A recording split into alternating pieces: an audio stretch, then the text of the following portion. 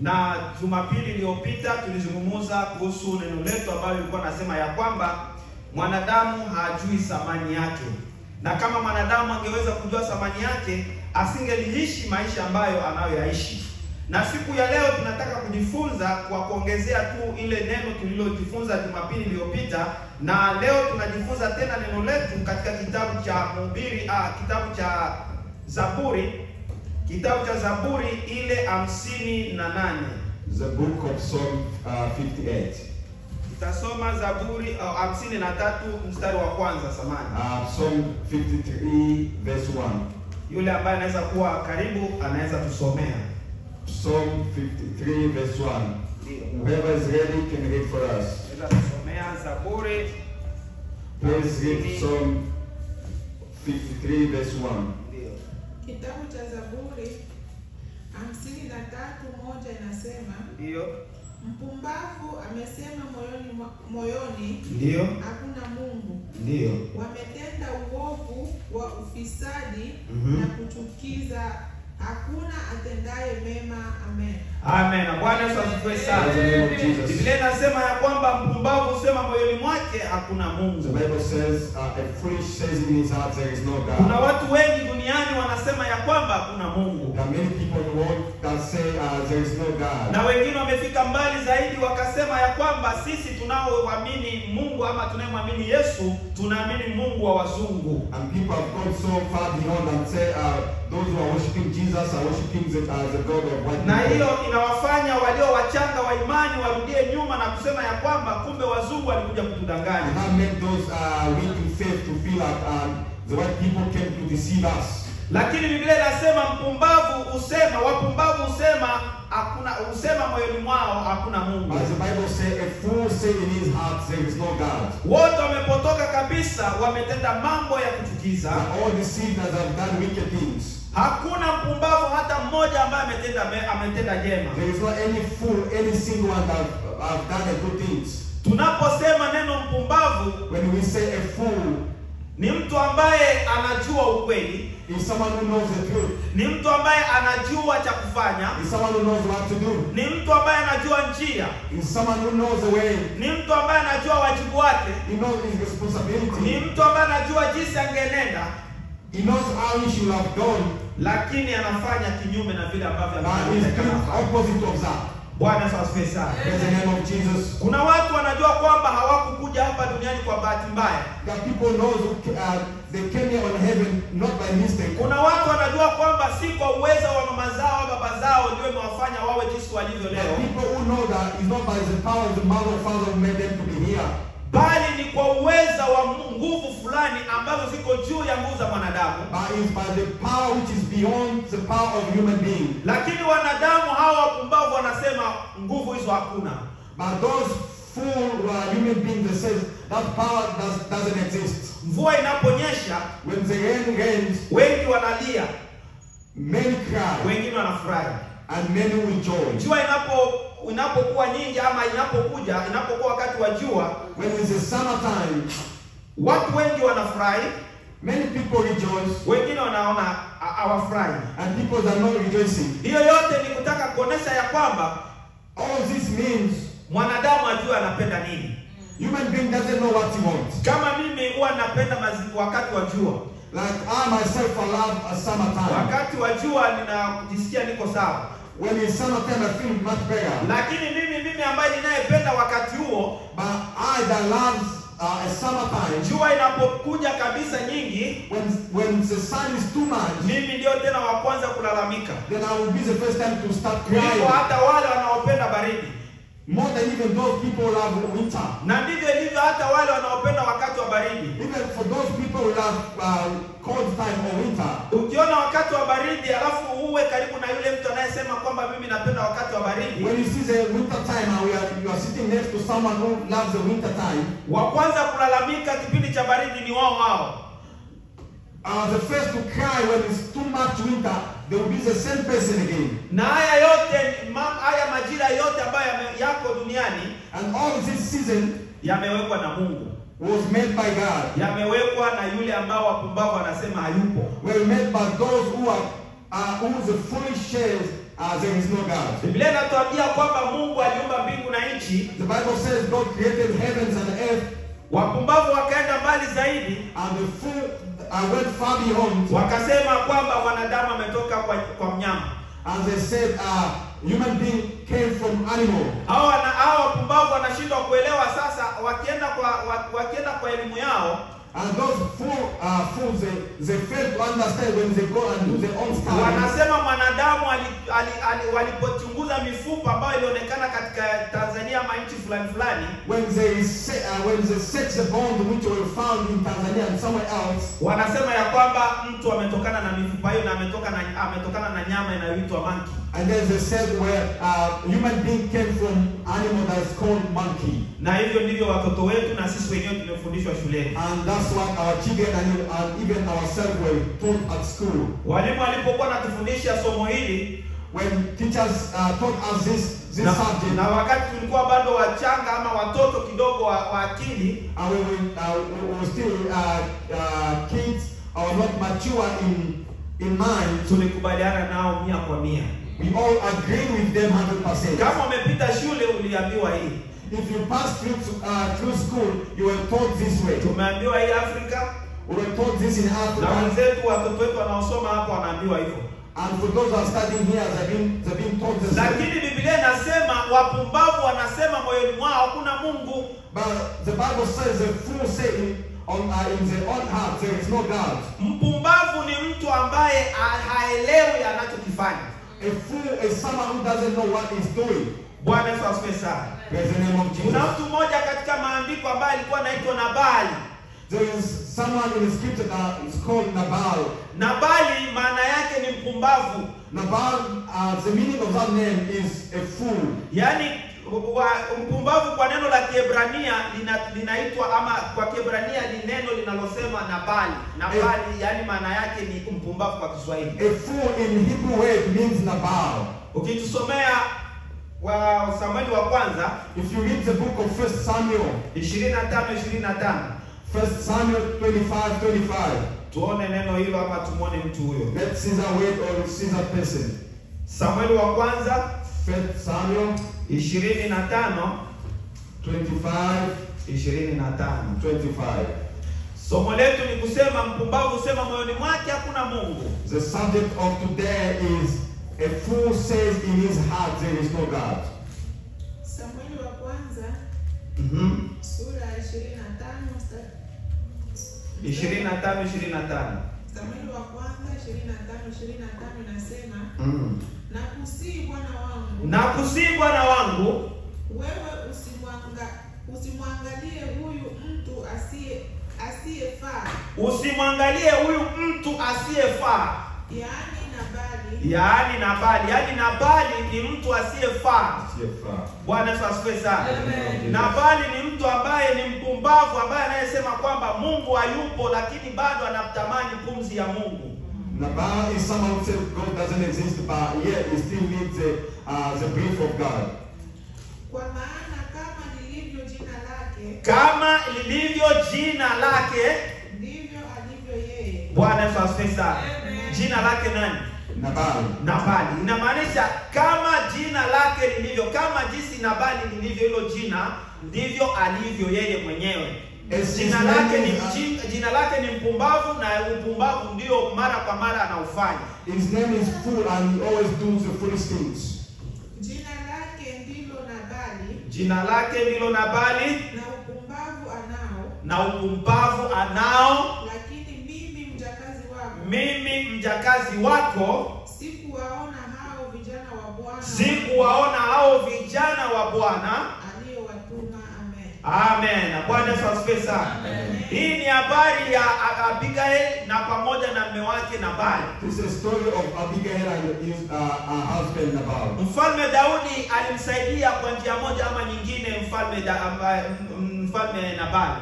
As a King David, in one way or another, he helped Nabal. Na mfalme Daudi ikafika wakati bado alikuwa hajakuwa mfalme, lakini alikuwa tayari ameshapakwa mafuta, akatamani apate msaada kutoka kwa mfalme Nabali. King David was already anointed, but was not a king yet, and he was looking a help from Nabal. Na wakati alitamani msaada, akaona ya kwamba akatuma watumishi wake wamwendee Nabali, kwa sababu Nabali kile ambacho alikuwa anahitaji Nabali alikuwa nacho. And when he was looking for help from Nabal, he sent his servant to Nabal to get that help. Lakini Nabali aliwafukuza. But this man Nabal sent them back. Akasema, huyo Daudi ni nani? He said, who's David? Ondokeni, siwajui. Go away, I don't know you. Daudi alikasirika sana alipopata habari ya kwamba Nabali ambaye alimuokoa, alimsaidia, ameshindwa kumjua. And when David heard this information, he was so upset because he helped Nabal. Na hivyo Daudi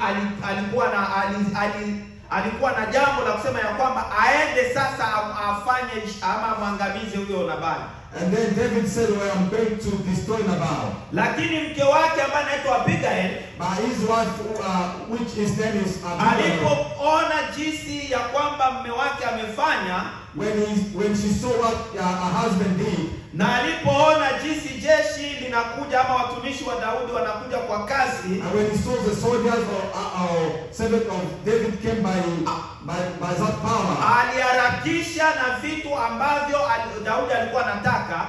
She rushed with those things that David needed. Na hivyo akaenda akampigia magoti akasema, Bwana wangu, hapana, usifanye kile ambacho unachokusudia kufanya kwa mume wangu. And then she kneeled down before David and said, oh my master, don't do what you're planning to do. Mume wangu jina lake ni Nabali. My husband, his name is Nabal. Yeye amejawa na upumbavu tu. He is full of foolish. Yaani anajua ya kwamba umemsaidia, umemwokoa, because he knows you help him, you save him. Lakini ulipotaka msaada kwake, yeye hataki sasa kukupea msaada. When you need a help, he doesn't want to give you a help. Hiyo ni upumbavu wa Nabali. That's a foolish of Nabal. Nabali ni mpumbavu. Nabal is a foolish. Ni watu wengi ambao tunaishi nao wanaosema ya kwamba mnaabudu Mungu wa wazungu. Many people we are living together with, and they say we are worshiping a God of white people. Ukimwendea na Injili anasema nyinyi mnasumbuka bure, mnaabudu Mungu wa wazungu. When you take the gospel to him, you say you are disturbing yourself, you are worshiping a white God. Lakini hawajui ya kwamba, but they fail to know, na wazungu, even white people, na weusi, and the black people, na wafupi, na warefu, and short or tall people, na wake, na wanaume, or women or men, sote tumetokana na Mungu mmoja. We all came from one Amen. God. Na yeye alikuja kuokoa ulimwengu mzima, sio watu specific. Alikuja kwa ajili yetu sote. And he came to save the whole world, not some specific people. Watu wapumbavu wanachukua yale madhaifu ya wale wazungu ambao walipeleka injili ya Afrika. Those fools, they always take those weakness of those who brought the gospel to Africa. Walienda na maneno ya ujinga ndani yao, wakaanza kutudanganya hiki ni dhambi na hiki si dhambi. They went with some stupid things and started deceiving us by saying this is a sin and this is not a sin. Walisema dhahabu ni dhambi. They said gold is a sin. Wakasema mali zote, yani hawezi kuwa na pesa, hawezi kuwa tajiri. And they said wealth is a sin. You cannot be rich. Lakini maandiko yanasema Yesu hajawahi kutukataza kuwa matajiri, au Mungu hajawahi kutukataza kuwa As the matajiri. Bible says, Jesus has never refused us to be rich. Even God has never refused us to be rich. Wengine hata wanaenda mbali sana, wapumbavu. And even they will go far beyond those fools. Nchi zetu zinapokuwa na vita ndani yao, When we have a war in our countries, mfano sisi nyumbani kwetu Kongo kuna vita. for instance, in our country we have war. Ukisikiliza wapumbavu wanasema vita viko nyumbani kwa sababu ya makanisa. They will say, well, we have war in our country because of churches. Sasa Israeli na Palestine wanapigana, nako kuko vita kwa sababu ya nini? Now, Israel and Palestine are fighting and they have war. That war is caused by what? Nchi zote zimepitia vita na bado zinaendelea kupitia vita. Many countries have went through wars and they are still facing wars. Sasa kama wazungu wametudanganya na Mungu ni wa wazungu, sasa sisi nchi zetu ziko na vita. Sasa zile zao ziko na vita kwa sababu ya kanisa au kwa sababu ya nini? If the white people deceive us because of this white God and they can't have no wars, they have wars because of what? Bwana Yesu asifiwe sana. Praise the name of Jesus. Bwana Yesu aturumie kwa sababu ya sisi tunaosema ya kwamba hakuna Mungu. May God have mercy on us because of people who say there is no God. Wapumbavu husema hakuna Mungu. The fool says there is no God. Na hawa wanawapotosha watu wengi sana. And they have deceived many. Wanawarudisha watu wengi nyuma sana. They have taken people behind. Na ndio maana unakuta kuna watu wanakuja kanisani, wanajumuika, wanafurahi, wakienda nje wanapata mafundisho potovu, wanavunjwa moyo, hawakuji tena kujumuika kanisani. That's why you see people will come to church, they worship and they'll be very happy, but once they finish the service and get some other doctrine, and then they'll get discouraged. Bwana Yesu asifiwe sana. Praise the name of Jesus. Tulisema mwanadamu hajui thamani yake. We said human being doesn't know its Na value. mwanadamu kutokujua thamani yake inampeleka katika upumbavu. And human being, because it doesn't know its value, lead him to be a fool. Lakini asubuhi ya leo nimekuja na ujumbe unaosema ya kwamba ndugu zangu, Mungu yupo.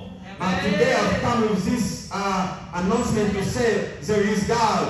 Mungu yupo na ni kwa ajili yako, ni kwa ajili ya kila mtu. God is and is because of you and because of everybody. Uwe umeshaamini au haujaamini, Mungu ni kwa ajili ya watu wote. Either you have believed or not, God is for everybody. Kwa sababu Mungu ndiye amekuumba wewe. Because God is the one that created you. Mungu ndiye anakupa pumzi ya ndiye anakufanya uwe jinsi ulivyo leo. It's God who gives you this oxygen and to be the way you are today. Biblia inasema ni jambo la kutisha mtu kuanguka mikononi mwa huyo Mungu. The Bible says it's very dangerous things someone to be fall into the arm of God. Wakati unaanguka kwenye mikono ya Mungu, unaishi maisha ambayo hayako sawa. When you fall into the arm of God, you live a life which is not good. Na kwa sababu ya kuanguka mikononi mwa Mungu imetufanya kuwa wapumbavu. And because of falling in the hand of God, He made us to be foolish. Angalia watu wengi ni watu wanajiita wa Kristo dunia mzima. Look at so many people that call themselves Lakini Christians. ni kwa sababu wao ni wapumbavu, wanajua neno la Mungu linasema hivi na wao wanafanya hivi. Because they are full, they know the word of God says this, but they always do opposite. Wanajua kuiba ni dhambi, They know stealing is a sin, kuchukia ndugu ni dhambi, to hate a relative is a sin, kuteta ni dhambi, To slander is a sin. Yani kuwazia mwingine mabaya ni dhambi. To think evil about another one is a sin. Sisi tunaohubiri na sisi tunaojiita watumishi na wachungaji na wazee na wengine. For those who are preaching and we are called ourselves elders or whatever. Mimi niko hapa siwezi semeshana na mtumishi mwingine ya wapale. I'm here, I can't talk to this seventh the other side. Lakini Jumapili ninakuja hapa na waambia Mungu ni pendo, Mungu anapenda sisi, Mungu aliniokoa. And then on Sunday I will come and say God is love, God loves us, and God saved me. Alikuokoa kutoka nini?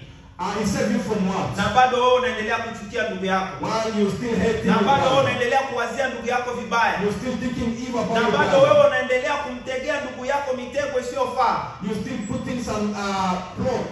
Na bado wewe unaendelea kumwazia ndugu yako vibaya. You still thinking evil about your brother. Bado umemkataa mume wako lakini bado unasema unaokoka. You have refused your husband and you say I'm born again. Umekataa mke wako lakini bado unasema umeokoka. You refuse your wife and yet you're still saying you're born again. Biblia inasema ya kwamba Mungu afurahi na kutengana kwetu. The Bible says God is not happy with our separation. Wakati uko mama, wakati uko baba, ukiachana na mume wako, ukiachana na mke wako, hakuna sababu ambayo unaweza jitetea kwayo kwa Mungu. When your mother or father you separate from your husband or from your wife, there is not any excuse you can put before God. Hata kama utatoa nini, hata kama utafanya nini, bado kama mume wako yuko na kama mke wako yupo, ukioa ukiolewa uko katika dhambi. It doesn't matter whatever you do if your husband or your wife is still alive. When you get married, you are living in a sin. Watu wengi hata kama umemshika ukoni, even if you caught your spouse in adultery, Mungu hajasema mwachane. God has never said to abandon him. Mungu anasema ikiwezekana msameane. If it's possible, forgive. Na kama mtaachana usiowe na usiolewe. And if you separate, don't marry anymore. Na hiyo ndio neno la Mungu na hiyo ndio kweli ya neno la Mungu. And that's the word of God and that's the truth of God. Lakini wapumbavu wanakuambia wewe ungali kijana, ule mke wako amefanya hivi, amekufanyia hivi, fanya hivi na wewe unakubaliana na ujinga huo. But the fool will say, you are still young, your wife did this, just leave her. Wanawake wengi wanaharibu ndoa zao kwa ajili ya mashauri mabaya. Many women have destroyed their own marriage because of some evil advice. Wanaume wengi wanaharibu ndoa zao kwa ajili ya mashauri mabaya. Many men have destroyed their own marriage because of evil advice. Wanaume wanasema mimi ndio kichwa wa nyumba. And men will say I'm the head of the family. Hata kama uko kichwa wa nyumba, hauwezi kuwa kichwa bila shingo.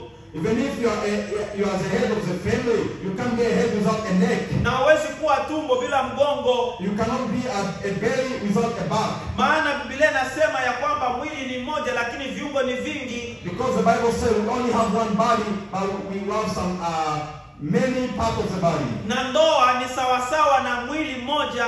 And the marriage is the same as one body. Ambaye kila mtu ana jukumu zake. Which everyone has his own accountabilities. Sasa hauwezi kuwa na jukumu zako alafu udharau jukumu za mwingine alafu useme wewe ndio kichwa alafu udharau yule mwingine ambaye You cannot have your own responsibility and ignore others' responsibility because you are just a head of the family. Kwa hiyo Mungu anataka tusiwaze kama wapumbavu. So God wants us to not think as a fool. Kuna watu wengi wakati tunakuja huku ukifuata makesi mingi ya watu waliooa na walioolewa. There are so many people when we came here, when we follow also these cases of marriage people. Unasikia wanasema kwamba pesa za watoto ni za mama. You see they will say this money is for women. Unasikia pesa sio wanaume, sisi tunakuwa na difference. Si wanaume bwana tusifuatane na pesa za wamama. We always say we men should not follow the money of women. Lakini hao wanaosema hivyo wanasema sisi tuko mwili mmoja. But those who are saying the same way, they will come and say again we are one body. Sasa huo mwili mmoja ni kama kuna huyo anavya kwake na huyo anavya kwake, mwili mmoja kwa wapi? But if we have one body and this has got his own thing and this is our own things, then where is the one body? Na kwa kuonesha ya kwamba huku tulipokuja, kama wewe una kazi mwanaume na mke wako hana kazi, And to prove this, if a man has job and a wife doesn't have job, ile kidogo ambayo mama alikuwa anapewa, kama ukipata kazi hawezi pewa tena. if you have a job, that's little that mom used to get. If you get a job, she not get it anymore. Ama anapataka hiyo. Wanamtoa moja kwa moja. Baba iko na kazi. Ama mama ndo iko na kazi, baba anaendelea kukaa huko. Kwa hiyo anatoa. Kwa nini wanatoa? They will remove him or her. Na wewe ndo unafanya kazi. Kwa nini wanamtoa mama? Mama anakosa gani? Why is the woman will be taken out? Ama mkifanya ile grocery ya wani ya kwa family, wanakuwa nachukua yako, wanasema hii ni yako, hii ni ya mama. When you do those gross, the annual gross, that they separate them and says this is for man or this is for woman. Wanasema familia yenu imepata nini kwa mwaka mzima. They only say your family got this as the entire year. Kwa hiyo hakuna pesa ya mama na hakuna pesa ya baba. So there is no money for man and woman. Na hakuna pesa ya watoto. And there is no money for children. Pesa ni ya familia. Money is for family. Sisi vitu ambao tunajiita vitu mara nyingi tuna misuse kidogo, Mungu atusamehe. We that call ourselves head sometimes we misuse. May God forgive us. Wamama nao sometimes wana misuse, alafu Mungu pia wasamehe. Even our women sometimes they misuse, also God should forgive them. Unajua tumeitwa kuwa wana na binti za Mungu. You know we are called to be children and daughters of God. Na kama tumeitwa kuwa wana na binti za Mungu, tunapaswa kuenenda katika wana wetu na ubinti wetu. And if we are called to be son and daughter of children of God, we have to go the same way. Mungu anataka tusiwaze kama wapumbavu. God wants us to think not as a fool. Wanaosema hakuna Mungu, those who say there is no God. Hao watu hawakuagi na njema lolote, hakuna nzuri wanakuaga nalo. Mtu yeyote ambaye ni mpumbavu hana nzuri. Those people have no any good things. Those people who are full, they have no good things. Bwana Yesu asifiwe sana. Ndugu zangu, tunasema ya kwamba mwanadamu, tunasema ya kwamba watu wapumbavu wanasema hakuna Mungu moyoni mwao. What we are saying today, fool saying in their own heart there is na no God. upumbavu unatufikisha katika mambo mengi sana ya kuharibu ndoa, ya kuharibu makundi, ya kuharibu kila kitu. And foolish lead us to so many distractions. Mungu anataka tuwe na umoja. God wants to be united. Tusomee Yohana Injili sura ya 17 mstari wa kwanza hadi wa 3. Yohana Injili 17. Read the book of John chapter 17. The book of John chapter 17. Kitabu cha Yohana sura ya 17 mstari wa kwanza. Ndio. Inasema maneno hayo aliyasema Yesu. Maneno hayo aliyasema Yesu.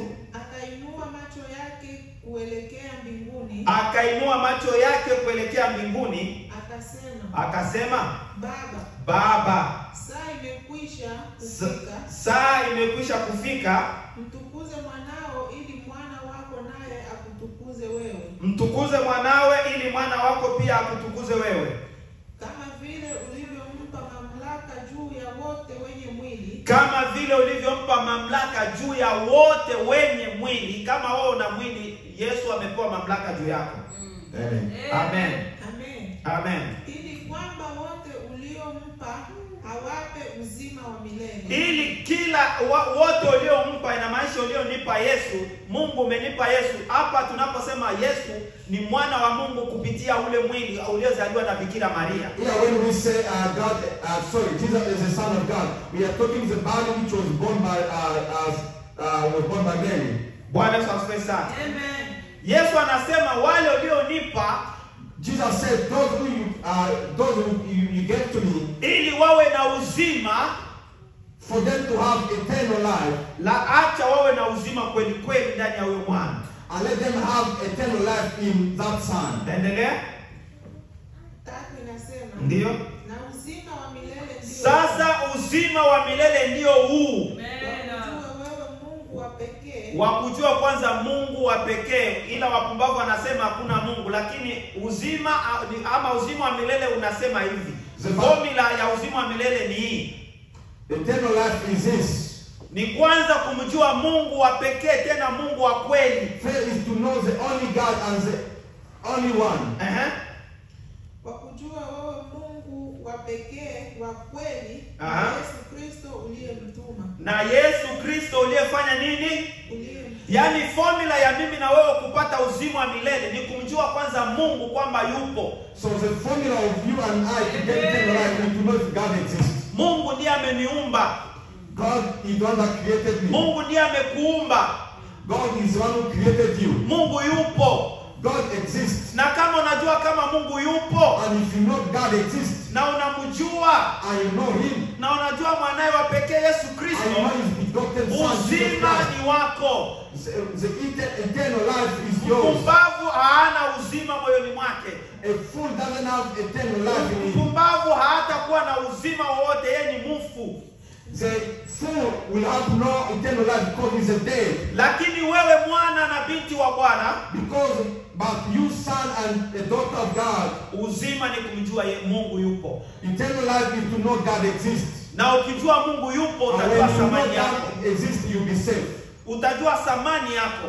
You know your value. Utajua wewe ni nani. You know who you are. Utajua wewe umetoka wapi. You know where you come from. Utajua wewe uko wapi. You know where you are. Na utajua unaenda wapi. And you know where you go. Kwa chochote unachokifanya, For everything you do, utajua mimi ni nani. you know who you are. Nimeumbwa na nani. I was created by Nimeletwa you. hapa duniani kwa shughuli I gani? was brought here on earth for what purpose? Kusudi la Mungu kunileta hapa ni The nini? reason of God to bring me here. Hautatembea kama mpumbavu. You know we will be walking like a Hata fool. katika ndoa yako ukijua wewe ni nani, Even in your marriage, if you ukijua know who you wewe ni are, mme, if you know you are ukijua husband, wewe ni you mke, know you are a wife, ukijua wewe ni mtoto, you know you are a kila child. mmoja atatembea sawasawa na vile ambavyo anajijua yuko. Everyone will walk exactly the same way he knows who is. Hakutakuwa kuitarafikiana.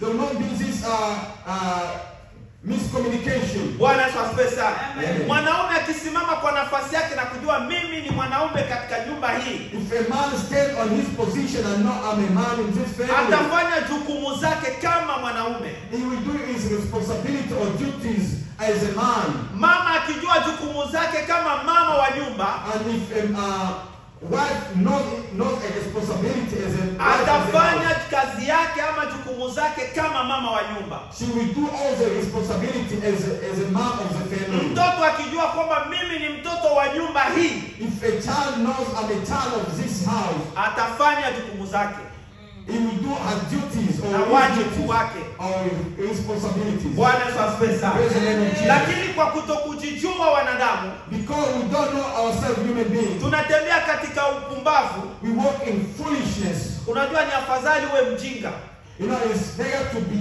a stupid kuliko kuwa mpumbavu. than being a fool. Mjinga ni mtu ambaye hajui chochote, A stupid is someone who doesn't know anything. lakini akielimishwa, akijulishwa, atajua na kutembea katika hayo aliyojulishwa. But if he gets informed, he will go in a way which he was informed in. Bwana Yesu asifiwe sana. Lakini mpumbavu yeye anajua cha kufanya, lakini hataki kufanya anachojua kufanya. But a fool knows what to do, but he doesn't want to do what he's supposed to do. Bwana Yesu asifiwe sana. Anajua nimeumbwa na Mungu, lakini bado anasema moyoni mwake hakuna Mungu. He knows I was created by God, but he will still say in his heart there is no God. Anajua kwamba Yesu alikuja kwa ajili ya walimwengu wote, lakini bado anasema Yesu ni Mungu wa wazungu. He knows God, Jesus came for everyone, but yet he will still say Jesus is the God of the white people. Nao watu wanadanganya wengi mno. And those people deceive many. Lakini kama uko mwana na binti wa Bwana, But if you are a son or daughter of God, usikubali kutembea katika uongo. do not allow to walk in deception. Usiwe tena mjinga. Don't be a stupid. Usiwe tena mpumbavu. Don't be a fool. Bali tembea katika neno la Mungu. But walk in the word of God. Biblia inasema neno ni taa na mwanga wa njia zako. The Bible says the word is the light and the light of your path. Kama hauna neno la kweli ndani yako, utatembea katika ujinga na upumbavu. If you don't have a true word of God, you'll be walking in a foolishness and a stupidity. Lakini kwa wewe unayesikiliza neno la Mungu kila itwapo leo. But for you are listening to the word of God every single day. Biblia inasema nuru yako na iangaze. The Bible says your light should be shining. Bwana asifiwe sana. Praise the name of Jesus. Tusome Isaya 60:1-2. Let's read the book of Isaya. Isaiah the prophet, chapter 61. Kitabu cha Isaya 61:1 inasema, Roho ya Bwana. No, it's 60 verse 1. The book of Isaiah 60 verse 1. Kitabu cha Isaya 61:1 inasema, Kitabu cha Isaya inasema, ondoka uangaze, arise and shine, kwa kuwa nuru yako imekuja, like the sun, the glory of God, of the Lord, na utukufu wa Bwana umekuzukia. is shining on you. Amen. Amen. Amen. Mbili imeisha. Maana tazama giza litaifunika dunia, Maana tazama giza litaifunika dunia, na giza kuu litazifunika kabila za watu. na giza kuu litazifunika kabila za watu. Bali Bwana atakuzukia wewe. Wewe Bwana atakuzukia, wewe mwana na binti wa Mungu, wewe ambaye si mpumbavu, wewe ambaye umeokoka, wewe ambaye unajua Mungu yupo, unatembea katika kusudi lake.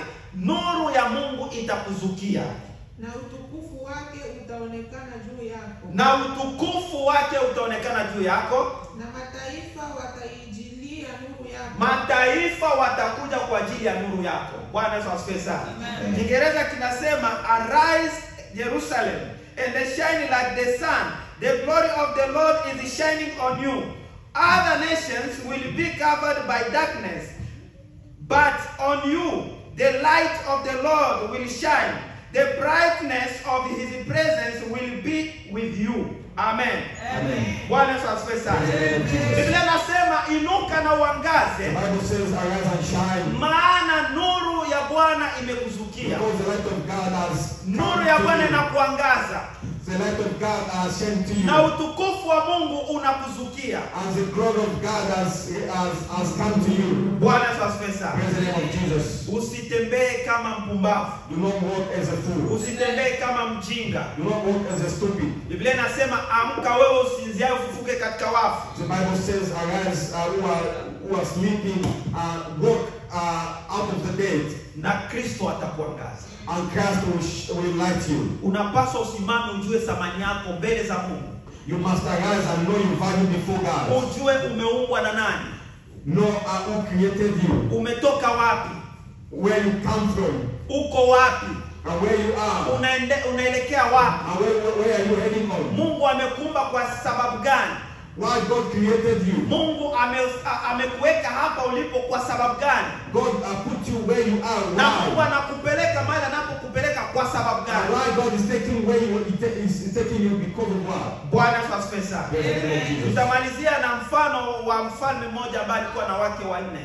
We are going to finish with this example of this king who had 4 wives. Huyu mfalme alikuwa na wake wanne, This king had 4 wives.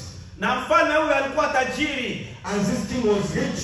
Mfalme huyu alikuwa anapendwa na watu sana. This king was loved by people. Lakini huyu mfalme ilifika wakati maisha yake alitaka kufika kikomo. But this king was at the end of his life. Yaani alitaka kufa. When he was about to die. Akaambiwa hospitalini ya kwamba wewe siku zako zinakaribia. Then he was told in the hospital, your days are numbered. Na lengo ama kulikuwa condition tunasema ni kwa Kiswahili. Sharti. Kulikuwa shurti ambayo ilikuwa nasema ya kwamba And there was a condition which was saying, wakati utakapokufa, mfalme wa nchi hiyo akifa lazima afe na mtu. when you the condition was a king of that nation, if he dies, he must die with someone. Hiyo ndio ilikuwa condition. Ukiwa mfalme, jua ya kwamba ukitaka kufa basi utakufa na mtu. That was a condition. If you're a king, you must know when you die, someone must die with you. Na mtu ambaye utakufa naye sio mtu unayechukia. And someone who's gonna die with you is not someone that you hate. Kwa familia za kichawi, In a family of witches, wamama ambao ni wachawi, wadada ama wababa ni ambao ni wachawi, women who are witches or men who are witches, mtu ambaye wanaposema kutoa, when they say sacrifice, hawatoagi mtoto ambaye anawasumbua.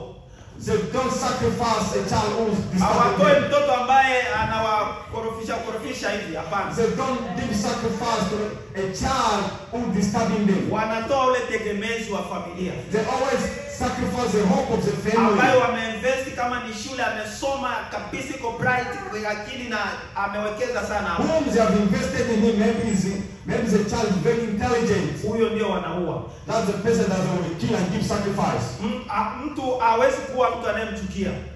You cannot kill somebody you hate. Ukienda kwenye waganga wanakwambia leta mzazi wako. When you go to this witch doctors will tell you give your parents. Na huyu mfalme alipoenda hospitalini akaambiwa atoe mke kati ya wale watu, ama aliambiwa tu atoe mtu anayempenda sana katika maisha yake. And this thing was told in the hospital to give someone that you love in your life. Na tunavyojua mtu akiwa na wake wanne, kwa wale wenzetu ambao wanao wake wanne ambao wanajitetea mambo mengi sana. And we know those who are in polygamy. Jana tulikuwa kwenye msiba Shepparton. Yesterday we in a burial in Shepparton. Wakatoa historia kwa sababu kulikuwa misiba miwili, yule ambaye alikuwa amekufia huku na yule ambaye alikuwa anakuja kuangalia, akuja kunawia maji. And then they give what can you say? Unajua ule mzee mwenye amekufa hapa Melbourne. You know the person that died here in Melbourne. Alitoka Shepparton, alikuwa anakuja kwenye msiba.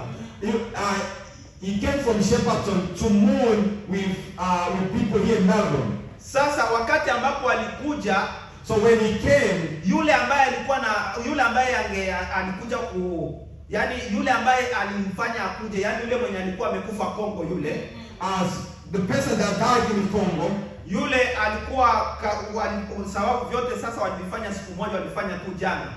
Walinawa maji yote pamoja. So they all finished the morning one day, which was yesterday. Sasa kwa story ya yule ambaye amekufa Kongo walisema hivi. There's a story of that person that died in Congo. Walisema ya kwamba alikuwa na wake watano. They said he had 5 wives. Na wale wake watano, and those 5 wives wamemzalia watoto 27 kama sisahau. They all gave him almost 25 children. Lakini walipomalizia mwisho walimsema alifanya hiki, akafanya hiki, akafanya vile, akafanya vile. And then at the end of his story they said he did this, he did that. Familia ikasema ya kwamba wamefurahi, wameshukuru kwa sababu mwisho wake alimchagua mke wake mmoja akawafukuza wale watu wengine wanne. Then the family said, well, we're so joyful because at the end of his life he only chose his own one wife and kicked the four wives. Na akampokea Yesu kuwa Bwana na Mwokozi. And then he received Jesus to be the Lord and Savior. Kusudi langu la kusema hivi, sisemi kwamba vile alivyofanya ni vizuri au vibaya. I'm not saying what he did is wrong or bad. Lakini nimeleta mfano wake kwa sababu tuone katika yule anayeoa. I said this because for someone who's getting married. Mfano mimi niko na mke wangu Mama Furaha. Because let's say for instance I've got my wife. Nikisema nijiongeze mke wa pili. If I say I want to add one more wife. Ule upendo ambao nilikuwa nampenda yeye nitakuwa nimeuhamisha, nitamwachia kidogo lakini nitahamisha ule upendo mwingi kwa ule ambaye ni wa mpya. The love that I used to give her and then I have to separate it, I have to divide it. Na nikioa mwingine watatu, and if I get as a third wife, ule upendo ambao nilikuwa nampea wa kwanza utapunguka, ninachukua huu kidogo ambao nilikuwa nimempea wa pili, ninaweka mwingi pale kwa ule. The love which I was giving the first and the second, I will take half of them and give to the third wife. Na mpaka wa nne itakuwa hivyo, hata watano ni. And the fourth and fifth will be the same. Lakini huyu mfalme akachagua mke wake, akasema kwa wake wangu nilio nao, ninayempenda sana. And this king said, among this wife that I love, mke nayempenda sana ni mke wangu wa nne. The wife that I love the most is my fourth wife. Wa kwanza ame-expire, wa pili ame-expire, wa tatu ame-expire, mwenye ninapenda sana kwa sasa hivi. My first, my second, my third, they all expired. Ni mke wa nne. The one that I love the most now is my fourth wife. Sikusema hakuwa anapenda wale wengine, lakini aliyekuwa nampenda sana ambaye angebidi akufe naye ni mke wa nne. It's not like he didn't love the rest of them, but the one he was supposed to die with was the fourth wife. Bwana Yesu akurumie sana. In the name of Jesus. Huyo mke wa nne habari kakuja ya kwamba ninataka kufa na wewe ndiye nimechagua kwamba nitakufa naye. And this fourth wife the information came and said, I'm about to die, and you are the one that I'm going to die with. Wewe unajua ya kwamba kuliko wenzako wote, wewe mke wangu wa nne ndiye ninapendelea sana. And you know, among you, between you, my wives, you are the one that loves the most. Bwana asifiwe sana. Praise the name of Jesus. Yule mke wa nne akakataa, akasema mimi siwezi kufa, ningali kijana, siwezi kufa na wewe. And the fourth wife said, no, I can't die, I'm still young, I can't die with you. Ule mke akakataa kufa na mfalme. The wife refused to die with the king. Lakini kumbuka ya kwamba nguvu zote za yule mfalme alikuwa tayari ameshaziwekeza kwenye yule mke wa nne. But remember, this king invested all his power to the fourth wife. Kama vile Waswahili wanasema baada ya ziki ni faraja. But as the Swahili people said, after suffering is a joy. Akaumizwa na yule mke wa nne, akaangukia kwa mke wa tatu. The fourth wife disappointed him, and then he went to the third wife. Mke wa tatu akasema ni kweli. Then the third wife said, ninakupenda sana. I love you. Umetumia nguvu zako mpaka niwe jinsi nilivyo. You invested a lot the way I am right now. Lakini sitakufa na wewe. But I'm not gonna die with you. Maana kwa muda huu nimekuwa tayari nimeshatumiwa na mwanaume mwingine. Because at the moment now I got engaged to someone else. Ninachosubiri ni wewe utoweke tu, ufumbe macho na mimi niende kwa mume mwingine. What I'm waiting for is for you to die and I'll take my way to another husband. Mke wa pili, mwanaume akavunjika moyo, mfalme akavunjika moyo sana. And then the king got disappointed one more time. Akamgeukia mke wa pili. He went to the second wife. Mke wa pili akasema, and the second wife kwa said, kweli ninakupenda sana. of course I love you. Na nitahakikisha ya kwamba ninakuonesha upendo wangu. And I will show you I love you. Lakini kwenda na wewe hauwezekani. But to go with you, that's impossible. Bwana Yesu asifiwe sana. Uko unanipata vizuri? Are you guys following me? Ule mke akasema, hapana, siwezi kufa na wewe. That wife said, no, I can't die with you. Akaenda kwa mke wa nne. He went to the fourth wife. Alienda kwa mke wa nne, ameshakuwa mnyonge. He went to the fourth wife, he's already ameshakata tamaa. He's already disappointed. Akasema ya kwamba kama wengine wote ambao nilikuwa napenda hawakunikubali, sasa huyo ambaye kweli nilimdharau nikamwacha kabisa atafanyaje? And then he said, if all these people, this wife of mine that I loved, that refused, and this that I used to ignore, lakini yule mke wa kwanza akamsurprise, akasema mimi niko tayari kwenda na wewe. But the first wife surprised him and said, yes, I'm ready to go with you. Bwana Yesu asifiwe sana. Mfano huu unatuambia nini? This example tells it tells us what?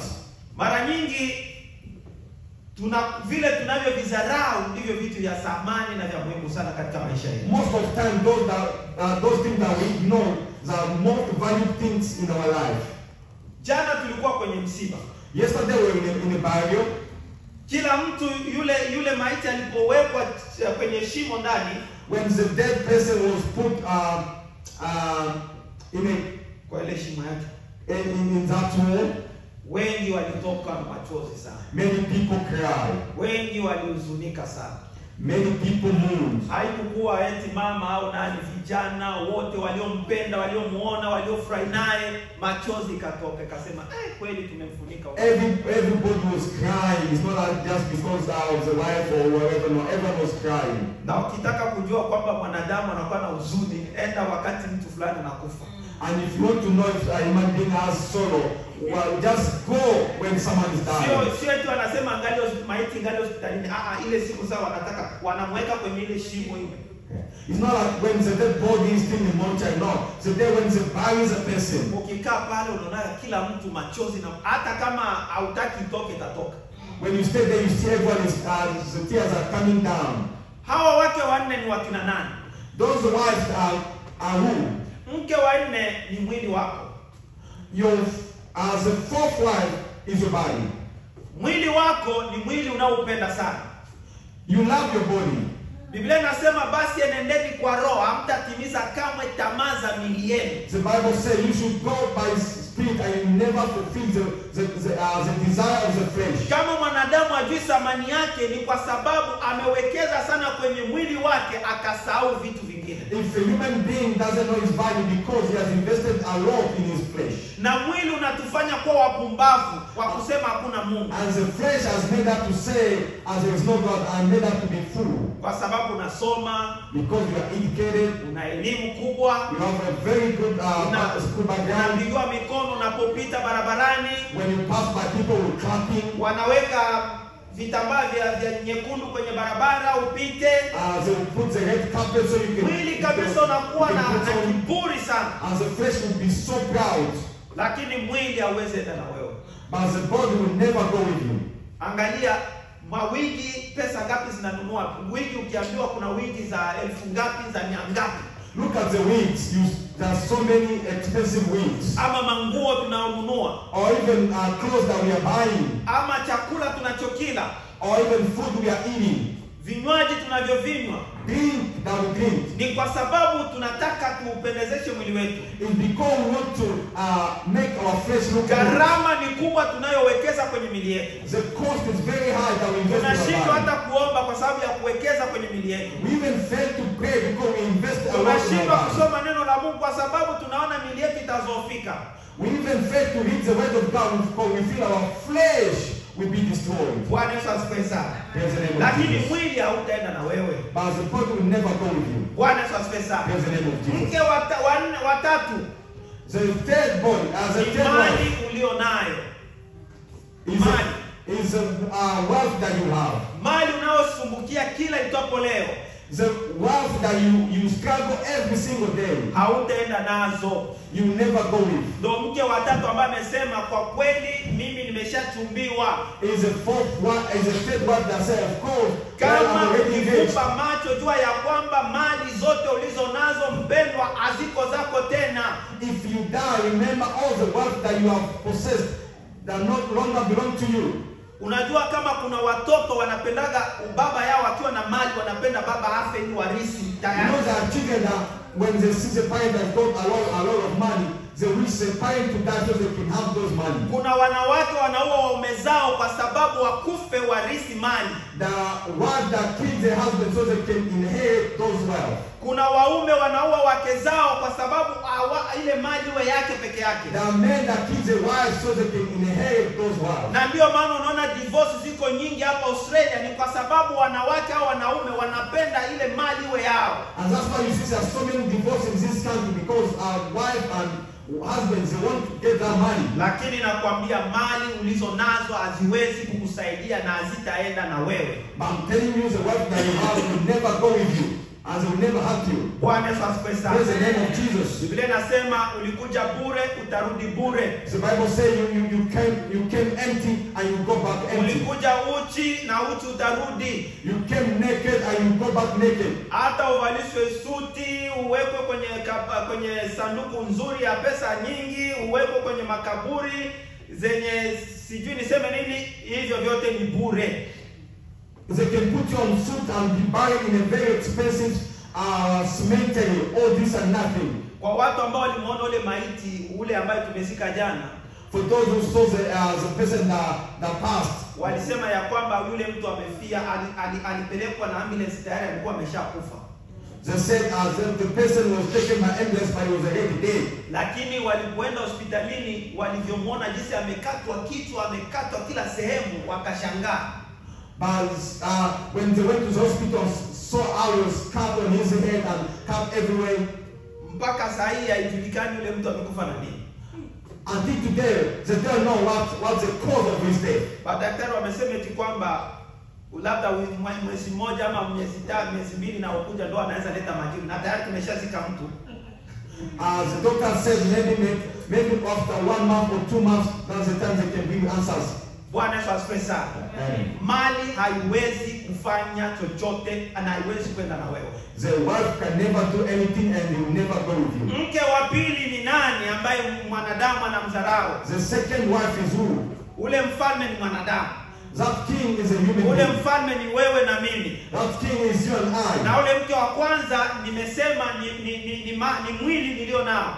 As the first body As the first wife I said, is the bond that Na you mke have. wa tatu ni mali ninazozisumbukia, ninazoamka asubuhi kwenda kwenye makazi kila wakati. As the third wife is the wife that I always struggle Ni to get. magari, majumba, mandege na vitu vyote ulivyo navyo. Is the cars or houses or airplanes that I have.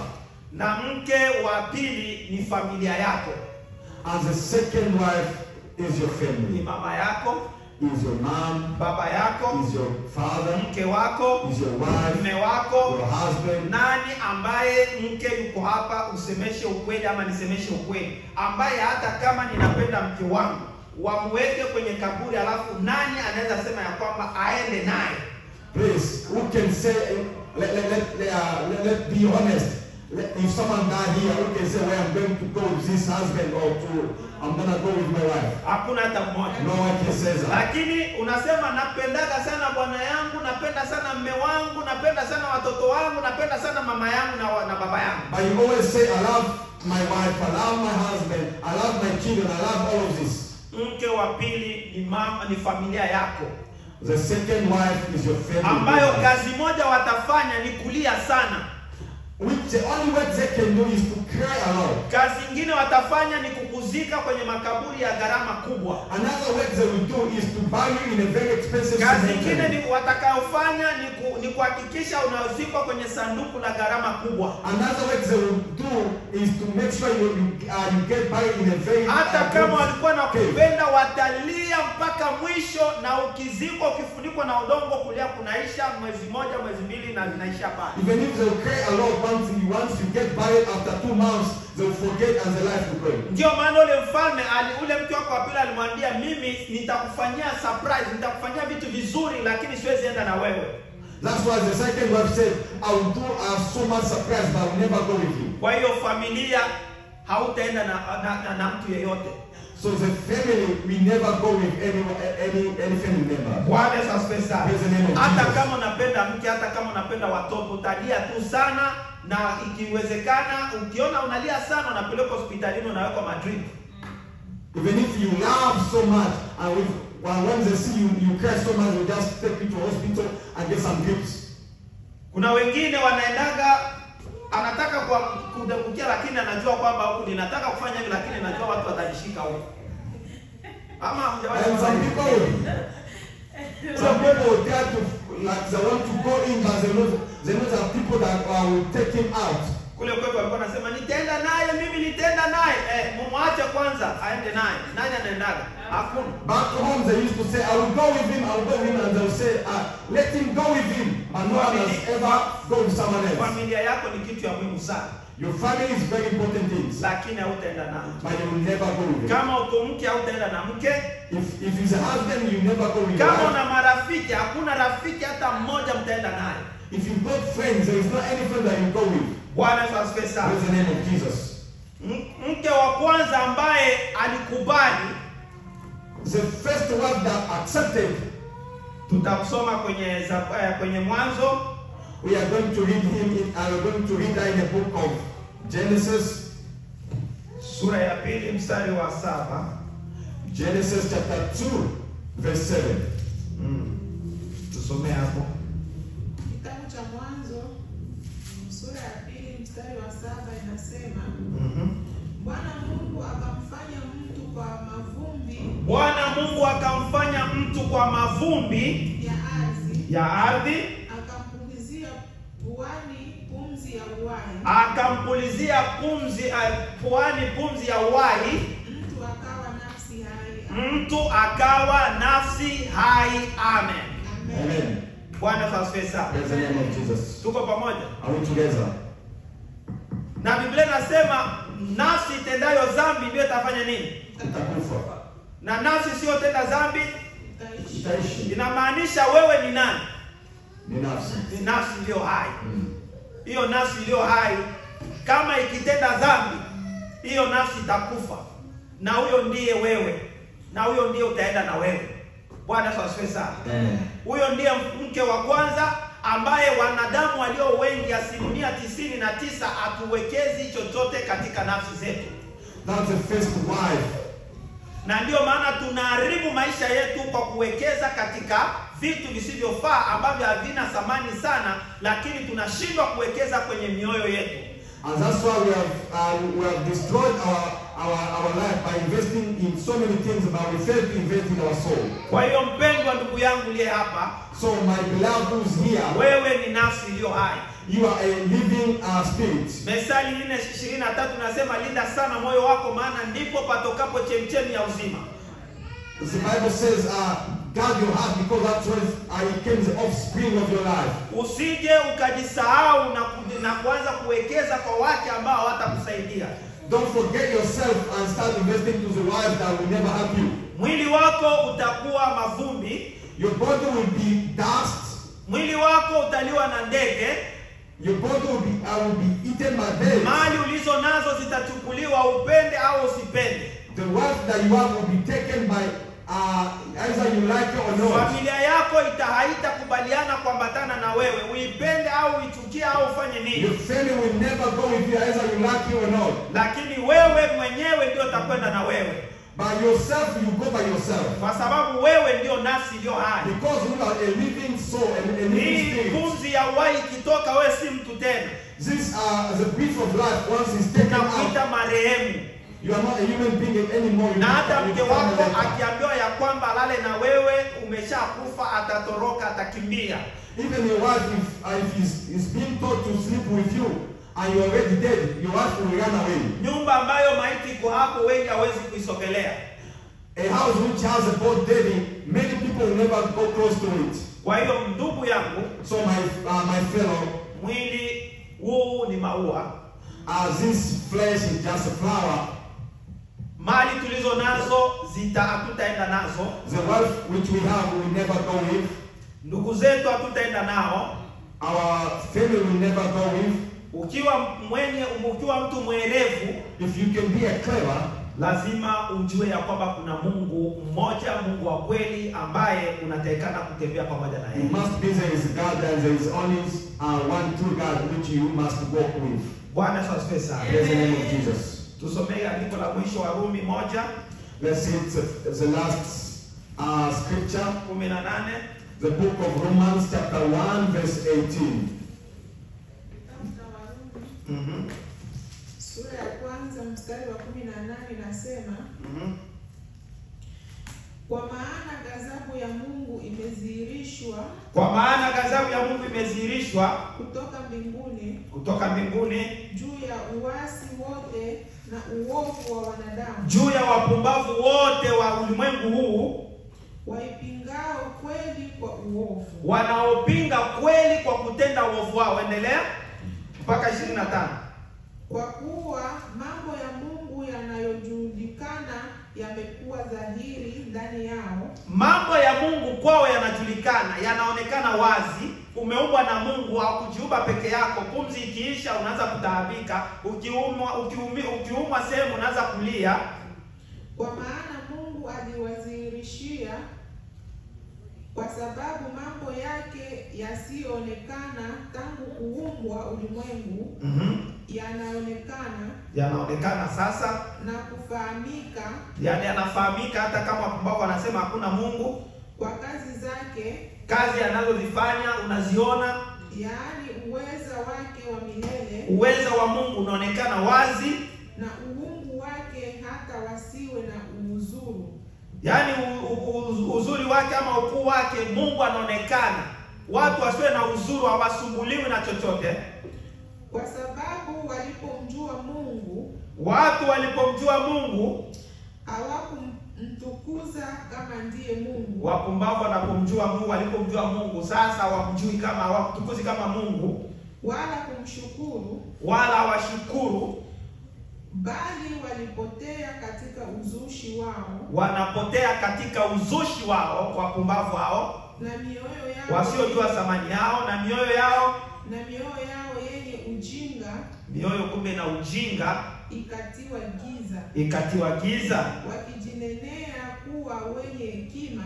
Watu hao wapumbavu wanajiona kama wenye hekima, wanapumbazika, wakaubadili utukufu wa Mungu. Mara nyingi wanabadili nguvu za Mungu, asiye na uharibifu, Mungu ambaye hajawahi kuwa na uharibifu wowote, kwa mfano wa sura ya binadamu, kwa mfano wa sura ya binadamu, aliye na uharibifu, aliye na uharibifu, na ya ndege, na ya ndege, na ya wanyama, na ya wanyama, na ya vitambaavyo. Bwana Yesu asifiwe sana. Amen. Kwa kifupi nataka kusema kwamba wewe wale wasiomjua Mungu, I want to say in short, for those who doesn't know God, wale waliomjua Mungu for those who know God, hawamtukuzi kwa leo kama Mungu. they don't worship Him as a God. Wanayeona nguvu za Mungu lakini bado wanazikana kwamba sio nguvu za Mungu. They see the power of God, but they still say this is not the power of God. Na ndio maana wanaitwa pumbavu. And that's why they're being called. Nimesema mpumbavu ni mtu anajua, I said a fool is someone who knows, anaona, he sees, anaweza kugusa, he can touch, lakini moyoni but in his heart, anasema si kweli. he says this is not true. Anasema hii ni dhambi, anajua hii ni dhambi, He says he knows this is a sin. anajua kunywa pombe ni dhambi, He knows that drinking alcohol is a sin. kuiba ni dhambi, To steal is a sin. lakini bado ukimwambia hiyo ni dhambi, hapana hapana hapana. When you say this is a sin, it will be, oh, no. Mungu atubariki sana. May God bless us. Sio wapumbavu bali tu wenye hekima, kwa sababu Mungu anatuhitaji. We should not be fooled by be wise, because God needs us. Mungu atubariki sana. May God bless us. Amen. Amen.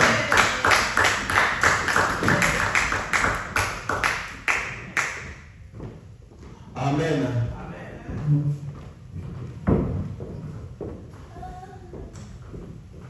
Jamani, Bwana Yesu asifiwe. Amen. Bwana Yesu apewe sifa sana.